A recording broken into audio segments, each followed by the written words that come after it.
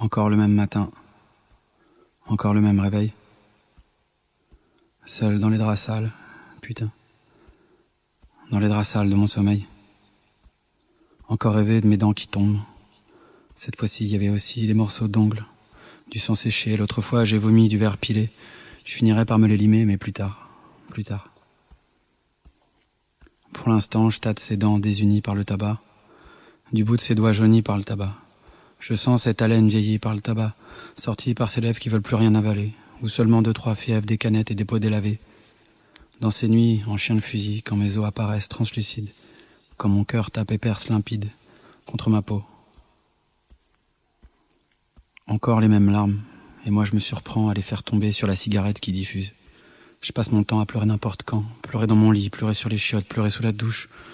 Mais surtout pas devant les autres, non, ce serait salaud. Y a que les écrivains qui savent rendre ça beau. Tout ce que je peux faire, c'est passer la journée à brûler comme une braise. À brûler comme une braise, le cul vissé sur ma chaise, à faire ces minables sourires qui puent l'encens, ces sourires jaunes d'arnaqueur avec toujours ses dents et ses lèvres sans couleur et cette langue si sèche collée contre mon palais.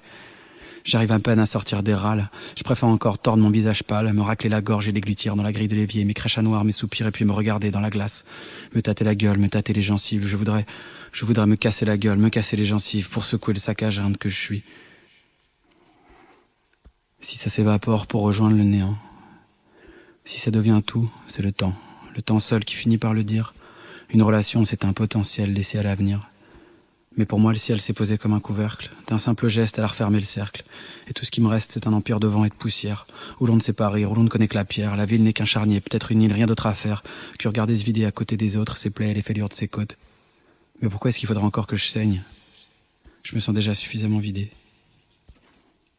Il a fallu qu'elle se souvienne qu'elle ne m'aime plus. Le seul désir qu'elle m'a laissé, c'est de dormir avec mon frère. Tout ira bien, la douleur vient, la douleur passe. On y arrive. Même les déchets remontent à la surface. On se lève un matin, sans cette odeur rance, sans cette odeur d'encore. On se rend compte que la souffrance vaut toujours mieux que la mort. C'est moins définitif aussi. J'ai pas envie qu'on trace encore le périmètre de ma vie. Il me reste encore quelques kilomètres et quelques envies. Je peux encore m'en aller rouler loin dans les fumées jusqu'à ce que la voûte devienne bleue. Et je peux encore choper des croûtes, me brûler les yeux, amater le soleil décliné. Peut-être que tu le trouves moche, c'est vrai qu'on y trouve que de la cendre, que de la roche. N'empêche qu'il me reste encore mon empire de vent et de poussière qui n'est pas à vendre. J'y suis roi, j'y dors et j'y suis tellement fier. Le cul posé dans le froid sur mon trône de pierre. Même que je m'y balade encore, libre et la bite à l'air.